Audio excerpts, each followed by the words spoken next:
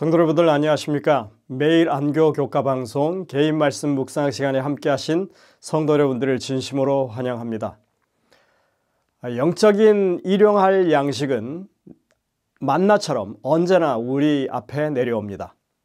늘 부지런함으로 하나님이 주시는 그 양식을 취하시는 우리 모든 성도님들, 그런 복된 삶을 살게 되시기를 간절히 바랍니다. 함께 기도하시겠습니다. 하늘에 계신 아버지 하나님, 저희들이 주님의 말씀 앞에 겸손히 섰습니다.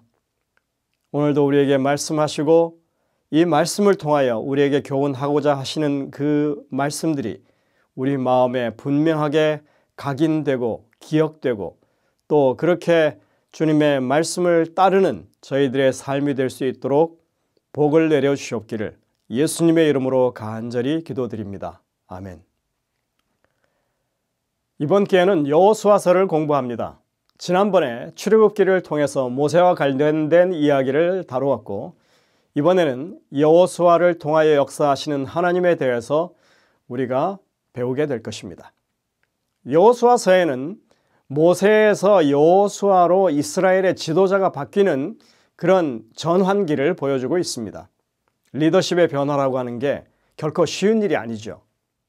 여호수아서는 모세의 죽은 후에라고 하는 말로 시작됩니다. 전무후무했던 위대한 지도자가 떠난 자리는 그 공백이 너무나 컸습니다. 하나님은 여호수아를 모세를 대신할 지도자로 세우십니다. 내 종 모세가 죽었으니 이제 너희는 이 모든 백성과 더불어 일어나 이 요단을 건너 내가 그들 곧 이스라엘 자손에게 주는 그 땅으로 가라. 이 말씀에는 여호수아서의 핵심이 들어있습니다. 하나님께서는 가나안에 들어가는 일을 가리켜서 내가 그들 곧 이스라엘 자손에게 주는 그 땅으로 들어갈 것이라고 그렇게 말씀하고 있습니다. 이 말씀에는 중요한 뜻이 담겨져 있습니다. 가나안으로 들어가는 일은 여호수아가 이루어야 하는 일이 아니라 오직 하나님의 능력과 인도하심을 통해서 이루어지는 일이라고 하는 사실을 말씀하고 있는 것입니다. 지난 40년 동안 이스라엘은 하나님과의 언약 관계에 있어서 부정적인 면을 보여주었습니다. 백성들이 하나님께 반역했기 때문에 출애굽의 기적과 놀라운 일들을 경험한 세대의 모든 성인들은 갈렙과 여호수아를 제외하고 모두 광야에서 죽을 수밖에 없었습니다. 모세 오경 중에 4권이 그들이 그 모든 기간 동안 광야에서 방황하는 그런 사건들을 기록하고 있지 않습니까? 여호수아가 사명을 위임받는 상황을 바르게 인식하려면 이런 맥락을 우리가 제대로 짚어야 하는 것입니다. 신명기 31장을 보면 모세가 여호수아에게 지휘권을 인계하는 지도자의 이 권한을 위임하는 장면이 나옵니다. 모세가 여호수아를 불러 온 이스라엘의 목전에서 그에게 이르되 너는 강하고 담대하라. 너는 이 백성을 거느리고 여호와께서 그들의 조상에게 주리라고 맹세하신 땅에 들어가서 그들에게 그 땅을 차지하게 하라. 그리하면 여호와 그가 내 앞에서 가시며 너와 함께하사 너를 떠나지 아니하시며 버리지 아니하시리니 너는 두려워하지 말라 놀라지 말라. 하나님은 약속을 지키시는 분입니다. 이스라엘이 가나안으로 돌아오는 것은 하나님이 그 조상 아브라함에게 하셨던 약속을 성취하는 것이었습니다. 이스라엘이 완벽하게 준비가 되었기 때문에 가는 것이 아니라 하나님의 정하신 때가 이르렀기 때문에 돌아가는 것입니다. 하나님은 그들을 노예 생활에서 건지시겠다고 하는 그 약속에도 신실하셨고 그리고 그 땅에 대한 하나님의 약속도 분명히 이루실 분이었습니다. 최근에 발간된 앤드루스 성경 주석에는 여호수아서의 목적에 대해서 이렇게 말하고 있습니다. 여호수아서의 주된 목적은 이스라엘이 약속의 땅에 들어가서 그 땅을 정복하고 지파들 사이에 그 땅을 분배하는 것을 기록하는 것이다. 이것은 책의 핵심 기별인 아브라함에게 땅을 주시겠다는 약속을 분명하게 이루시는 하나님을 잘 나타낸다. 여호수아서는 언약에 대한 하나님의 신실하심을 강조한다. 여호수아서가 기록된 지 3000년이 지났어도 여호수아서가 보여주고 있는 도전이 영적인 도전이라고 하는 본질은 변하지 않았습니다. 여호수아서를 공부하면서 우리는 이 이야기가 오늘날 우리가 사는 세상의 현실과 크게 다르지 않다고 하는 것을 발견하게 될 것입니다. 우리가 직면한 도전들이 조금 다른 양상의 도전일 수는 있지만 그 도전이 우리의 안전과 믿음에 관한 것이라고 하는 사실, 그리고 하나님께서 당신의 백성들에게 맡기신 사명의 완수를 위협하는 도전들이라고 하는 점, 이러한 것들이 특별히 영적인 도전이라고 하는 점에서 놀라울 만큼 여호수아서의 도전과 닮아 있는 것입니다. 그렇기 때문에 우리도 여호수아처럼 이 시대를 위한 하나님의 약속을 굳게 붙잡고 하나님의 능력을 의지해서 담대히 앞으로 나아갈 수 있는 용기를 얻어야 할 것입니다. 이제 일과를 보시겠습니다. 기억절입니다. 오직 강하고 극히 담대하여 나의 종 모세가 내게 명령한 그 율법을 다 지켜 행하고 우로나 좌로나 치우치지 말라. 그리하면 어디로 가든지 형통하리니. 여호수아 1장 7절 말씀입니다. 일과 교과의 서론에 보시면 보스턴 필하모닉 오케스트라의 음악 감독인 벤자민 젠더가 취했던 그런 교수 방법에 대한 이야기가 나오고 있습니다. 그는 자신의 음악 해석 수업에서 학생들이 평가를 앞두고 불안해하는 것을 해소해 주기 위해서 첫 수업에서 학생들에게 모두들 A 학점을 받을 것이라면서 과제를 내주곤 했다는 것입니다. 그것은 학기 말에 본인에게 보내는 편지인데 학기 말에 자신이 A 학점을 받을 가능성에 대해서 왜 그런 자격이 내게 있을 것인지에 대해서 기록하는 그런 일이었습니다. 만약 여러분들이 그런 숙제를 받는다면 어떤 내용으로 기록하시겠습니까? 학점을 주는 것은 학생 자신이 아니라 젠더 교수죠. 아무리 연습을 개인이 많이 한다고 해도 교수의 지도를 따르지 않는다면 A 학점과는 거리가 멀 수밖에 없습니다. 만약 현명한 학생이라면 아마 그런 내용을 바탕으로 자신의 의견을 피력했을 것입니다. 이렇듯이 여호수아서는 새로운 가능성에 대한 책입니다. 40년 동안 이스라엘의 여정을 가득 채웠던 모세는 이제는 과거가 되었습니다. 비극적인 반역과 완고함으로 점철된 출애굽 과정과 광야에서의 이 방랑은 끝이 났습니다. 1세대는 지나고 이제는 1.5세, 2세대가 주축이 되었습니다.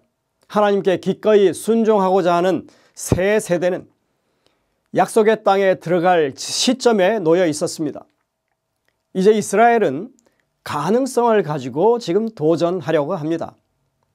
이스라엘 백성들은 하나님의 표준에 완전해졌기 때문에 그 기회를 얻는 것이 아니라 하나님을 의지하고 나아갈 수 있는 그런 가능성, 또 그것이 이룰 수 있는 가능성을 가지고 지금 서 있는 것입니다. 이것이 하나님께서 이스라엘의 삶에 새로운 기회를 열어주시는 방식이었던 것입니다. 이렇듯이 하나님께서 우리 삶에도 동일하게 역사하실 수 있다고 하는 사실을 우리는 여호수아 속에서 찾아볼 수 있게 될 것입니다. 일요일 소지로 넘어갑니다. 새로운 모세. 여호수아 1장 1절부터 9절에는 하나님께서 모세를 대신할 지도자로 여호수아를 세우셨다는 말씀이 나오고 있습니다. 그리고 앞에서도 설명했지만 신명기 31장에서도 모세가 다음 지도자로 여호수아를 지명했다고 하는 것을 기록하고 있죠. 우리는 이 두 본문의 공통점을 찾을 수 있는데 그것은 가나안으로 백성을 이끌고 들어가는 일은 하나님이 조상과의 약속을 이루는 일이라고 그것을 강조하고 있다고 하는 것입니다. 내가 그들 곧 이스라엘 자손에게 주는 그 땅으로 라고 말하고 있습니다.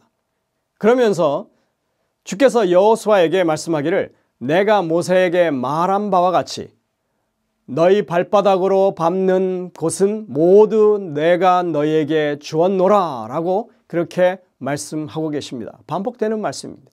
이 말씀은 모세에게 하셨던 말씀 그대로입니다. 신명기 11장 24절에 보시기 바랍니다. 너희 발바닥으로 밟는 곳은 다 너희 소유가 될 것이다. 그러니까 이 말씀은 뭐냐면 여호수아가 하는 일은 원래 모세에게 맡겨졌던 일을 완수하게 된다고 하는 것입니다. 그는 참으로 모세를 잇는 새로운 모세가 된 것입니다. 출애굽기 33장 11절에 보시면 이렇게 말하고 있습니다. 사람이 친구와 이야기함같이 모세와 대면하셨다. 민수기 14장 6절 30절 38절에 보시면 오직 갈렙과 여호수아만 가나안에 들어갈 수 있었다. 민수기 27장 18절에 보면 여호수아는 그 안에 영이 머무는 자라고 표현되어 있습니다. 민수기 32장 12절 갈렙과 여호수아만 여호와를 온전히 따랐다.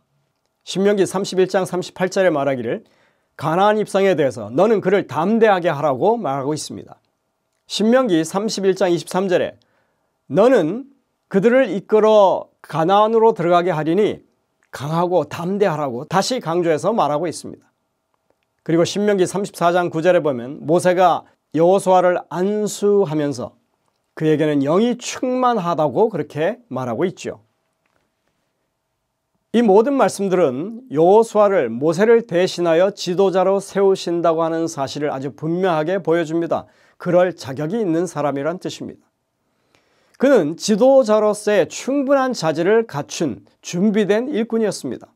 그런데 신명기 18장에 보면 모세와 같은 선지자 하나를 하나님이 세우실 것이라고 하는 말씀이 나옵니다. 혹 여호수아가 그 사람이 아니었을까요? 그럴 가능성은 있었습니다. 여호수아서의 이 첫 구절은 이 약속을 환기시키는 동시에 그 약속이 성취될 것을 기대하게 만듭니다. 하지만 우리는 이 신명기 18장에 나오는 이 말씀이 바로 메시아에 대한 예언이라고 하는 사실을 잘 알고 있습니다. 우리는 이 모든 기록을 통해서 한 가지 중요한 사실을 주목하게 됩니다. 모세는 죽었지만 여호수아 1장에 보면 모세는 여전히 중심입니다. 모세의 이름이 10번 언급되지만 여호수아의 이름은 4차례 언급되고 있습니다. 모세는 여호와의 종이라고 불리지만 여호수아는 모세의 수종자로 불리고 있습니다. 그런데 우리가 이러한 기록들을 통해서 통찰력 있게 봐야 할 것은 여호수아서의 첫 장이 이스라엘의 두 위대한 지도자 사이의 전환을 기록하고는 있지만 가장 중요한 것은 뭐냐 하면 이 모든 일을 주관하시는 우리 주님이십니다. 그분의 말씀이 이 책을 시작하고 있고 그분의 인도하심이 이 책을 가득 채우고 있습니다. 이스라엘의 진정한 지도자는 모세도 아니고 여호수아도 아니고 바로 하나님이시라고 하는 사실을 우리가 분명히 여기서 볼 수 있는 것입니다. 여러분들, 사람에 관한 기록은 충분히 그것을 높일 수 있지만 그러나 그 모든 일을 주관하시는 분은 그리고 새로운 모세를 세우시는 주권자는 하나님이시라고 하는 것을 우리가 잊지 않았으면 좋겠습니다. 함께 기도하시겠습니다.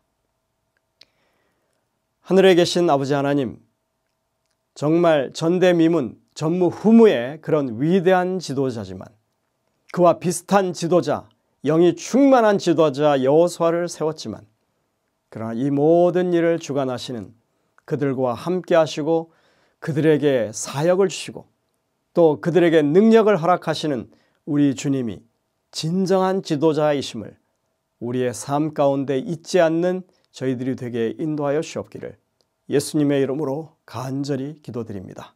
아멘.